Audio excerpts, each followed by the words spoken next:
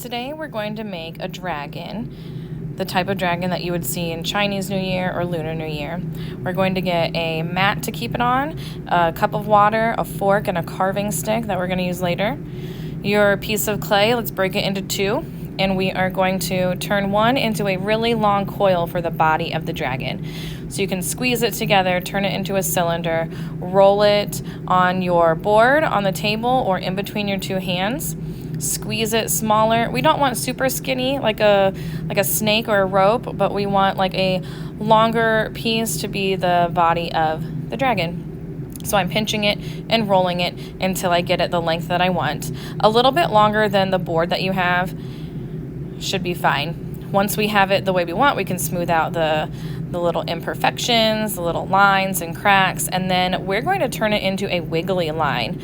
So you can form your coil into a wavy line up and down and up and down. One side is going to be taller, so one end is taller for the head and one end can be shorter for the tail, but one side is definitely the head and one's definitely the tail. Pat it down on your table on the board to make sure that it can stand up. And then we are going to add some other things to it. I'm just going to add a little bit of water to mine with my finger to smooth out some of the cracks and lines that showed up as I was rolling it and putting it together. Not too much water because otherwise it'll get too slippery and slimy. With my extra clay, I'm going to make the legs right now. So I'm rolling 4 little small ones, about the size of my finger. I don't want it any skinnier than my finger because then it will break and dry and not be good. I want them all the same size. It has 4 legs that are all the same size. So I'm rolling 4 of them. Here I have them, and we're going to attach them and make them look like rainbow shapes going down, over and down from the body and then to the ground.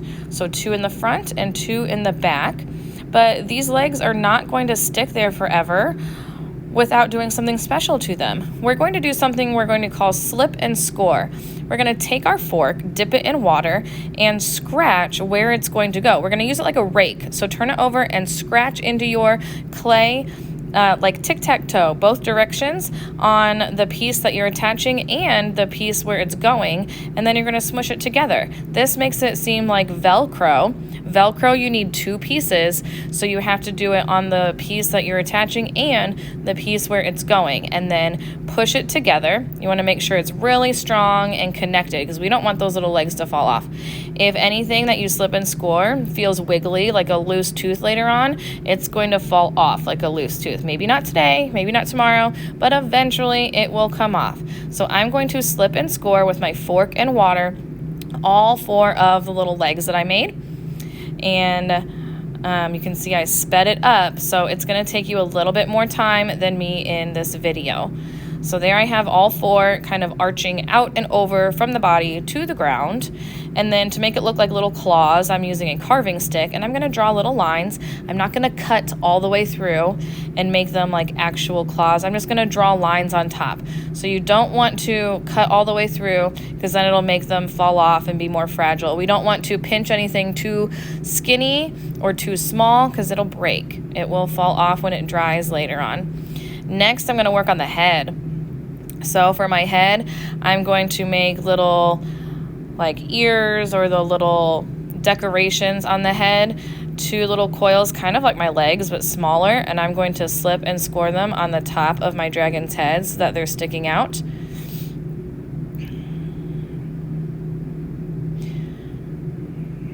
Making sure that they're really connected on there. And then you can use a carving stick to poke little eyes, or you can roll small little balls of clay, but not too small that you can't slip and score them with our fork and our water.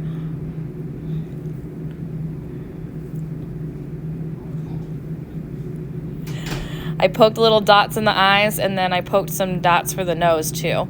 So now I'm going to make some little spikes along its back. So I rolled kind of like a little bead of clay, and then I pinched it so that it was pointy on one end, and I'm slipping and scoring them onto the back of my dragon.